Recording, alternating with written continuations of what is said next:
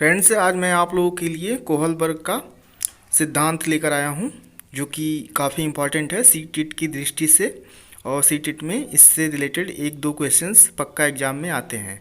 तो दोस्तों, बिना स्किप किए आपको वीडियो को पूरा देखना है ताकि आपका एक भी क्वेश्चन छूट ना पाए। दोस्तों, एपी एजुकेटर में आपका स्वागत है। अगर आप चैनल पर नए हैं तो मेरे चैनल को सब्सक्राइब कर लीजिए और बेल आइकन को दबा दीजिए ताकि आपको मेरे हर नई वीडियो की नोटिफिकेशन आपको मिलती रहे। चलिए दोस्तों, वीडियो को स्टार्ट करते हैं। तो फ्रेंड्स, कोहलबर्ग के नैतिक विकास का सिद्धांत। दोस्तों, ये अमेरिकन वैज्ञानिक थे और ये 1927 से 1987 तक इन्होंने अपना कार्यकाल किया है। तो दोस्तों, एग्ज़ाम में आपका पूछ सकता है कि इनका कार्यकाल भी पूछ सकता है, लेकिन नहीं पूछता है, बस ये पूछेगा आपका कि ये कहाँ के वैज्ञानिक थे। तो दोस्तों, काफ़ी इम्पॉर्टेंट यहाँ से क्वेश्चंस बनते हैं, तो आप इसे अच्छे से ध्यान से देख लीजिएगा ताकि आपका 1 या 2 नंबर एग्ज़ाम में स्कोर हो सके। तो चलिए दोस्तों, इनकी कुछ अवस्थाएं हैं उसे देख लेते हैं। इम्पॉर्टेंट अवस्थाएं हैं। फर्स्ट इनका है दोस्तों पूर्व परंपरागत अवस्था, प्री मोरल लेवल। दोस्तों, यह अवस्था 4 से 10 वर्ष की होती है, जिसमें कि अगर आपको इससे याद करना है तो दोस्तों इसका कुछ कीवर्ड है जो कि आप इसे याद कर सकते हैं, जैसे कि अद। दोस्तों, अद से आप इसमें याद कर सकते हैं कि आज्ञा एवं दंड। दोस्तों, फर्स्ट पूर्व परंपरागत अवस्था का जो मतलब कीवर्ड है वो अद है, यानी कि आज्ञा और दंड। दोस्तों, सेकंड है परंपरागत नैतिक अवस्था, कन्वेंशनल मोरालिटी लेवल, 10 से 13 वर्ष। दोस्तों, इसका कीवर्ड है आपका पस। दोस्तों, प्रशंसा और सामाजिक व्यवस्था। दोस्तों, ये इसका कीवर्ड है। थर्ड है उत्तर परंपरागत अवस्था। दोस्तों, पोस्ट कन्वेंशनल स्टेज, 13 वर्ष से अधिक। दोस्तों, इसका कीवर्ड है आपका सस। दोस्तों, इसका कीवर्ड है सस, समाज के साथ संबंध तथा सार्वभौमिक संबंध। तो दोस्तों, ये कीवर्ड इतने इम्पॉर्टेंट है कि आप इसे अच्छे से याद कर लीजिएगा ताकि एग्ज़ाम में आपको कोई प्रॉब्लम ना हो। तो दोस्तों, मैं इसके बारे में अब डिटेल आपको बताऊंगा थोड़ी देर बाद। आप इन अवस्थाओं को अच्छे से याद कर लीजिए ताकि एग्ज़ाम में आपको याद रहे, क्योंकि इन्हीं से रिलेटेड क्वेश्चन एग्ज़ाम में पूछते हैं। तो फ्रेंड्स, चलिए चलते हैं, कुछ नैतिकता के बारे में जान लेते हैं कि बालक की क्या नैतिकता होती है। दोस्तों, क्योंकि हमारा उद्देश्य सिर्फ चाइल्ड सेंटर्ड होता है, बालक को ही सेंटर्ड मान करके अध्ययन किया जाता है, तो बालक में नैतिकता का क्या महत्व है या उस नैतिकता के बारे में हम जानते हैं। तो दोस्तों, बालक में नैतिक व्यवहार जन्मजात नहीं होते। दोस्तों, इस कथन का अर्थ है कि बालक जन्म से ही कोई नैतिकता नहीं जानता है, वह जन्म लेने के बाद ही समाज में आने के बाद ही वह सीखता है परिवार में। दोस्तों, सेकंड है बालक समाज या परिवेश से सीखता है। दोस्तों, समाज और परिवेश से बालक सीखता है। तीसरा है जब बालक का जन्म होता है तो वह न ही नैतिक होता है न ही अनैतिक होता है, बल्कि वह अच्छा व बुरा सामाजिक परिवेश से सीखता है। दोस्तों, क्या सही है क्या गलत है वह सारी चीज़ें परिवार से ही सीखता है। अगला है विकास की प्रक्रिया वातावरण की महत्वपूर्ण भूमिका होती है। दोस्तों, चाइल्ड सेंटर्ड विकास जो है वह सीधा सीधा वातावरण के लिए ही होता है, क्योंकि बालक को वातावरण से ही सब कुछ सीखता है।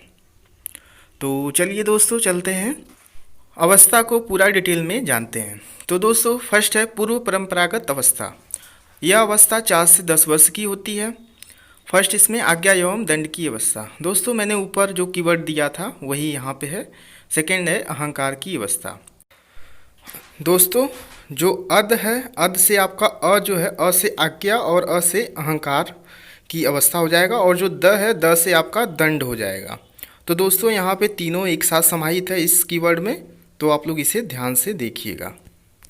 तो दोस्तों, आज्ञा एवं दंड की अवस्था से स्पष्ट ये होता है कि बच्चे को अगर ज्ञान कराना है, उसको सही तरीके से ज्ञान देना है, तो आप उसे आज्ञा दे करके किसी भी ज्ञान के लिए उसे आप बता सकते हैं, और दोस्तों उसे दंड भी दे सकते हैं। अगर वह कोई गलत काम करता है तो फिर वह दोबारा वह काम नहीं करेगा। और दोस्तों, अगर कोई अच्छा काम कर रहा है तो उससे आप सराहना देंगे, तो वह वो काम को बार बार करने की कोशिश करेगा और उससे कुछ सीखेगा। सेकंड है अहंकार की अवस्था। दोस्तों बालक में यह अवस्था भी आती है, अहंकार की अवस्था। दोस्तों इस अवस्था में वह झूठ भी बोलता है और कुछ चीज़ें छुपाता भी है। फ्रेंड्स यहाँ पे जो मैं कीवर्ड लिख रहा हूँ, इस कीवर्ड्स को आप ध्यान दीजिएगा, क्योंकि एक कीवर्ड से ही आपको एग्ज़ाम में साथ देंगे आपका क्वेश्चन सॉल्व करने के लिए। ठीक है, चलिए फ्रेंड चलते हैं सेकेंड अवस्था की तरफ। दोस्तों सेकेंड अवस्था है परंपरागत नैतिक अवस्था। दोस्तों इसे परंपरागत अवस्था भी कहते हैं। यह अवस्था 10 से 13 वर्ष की होती है। दोस्तों इसमें भी 2 पॉइंट्स हैं। फर्स्ट है प्रशंसा की अवस्था, सेकंड है सामाजिक व्यवस्था के प्रति सम्मान की अवस्था।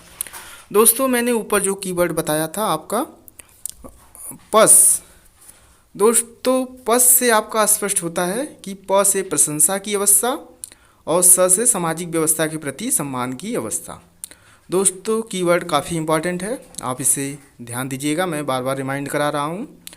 तो दोस्तों फर्स्ट आपका प्रशंसा की अवस्था, इसमें बच्चा अगर कोई अच्छा काम करता है या फिर कोई अच्छे लेख लिखता है या फिर कुछ वो अच्छी क्रिएटिविटी करता है तो उसकी आप प्रशंसा करेंगे और उसे आप पुरस्कार देने की बात करेंगे, ताकि बच्चा पुरस्कार पाने के चक्कर में वह अच्छे अच्छे काम करे और पुरस्कार पाने की अभिलाषा रखे।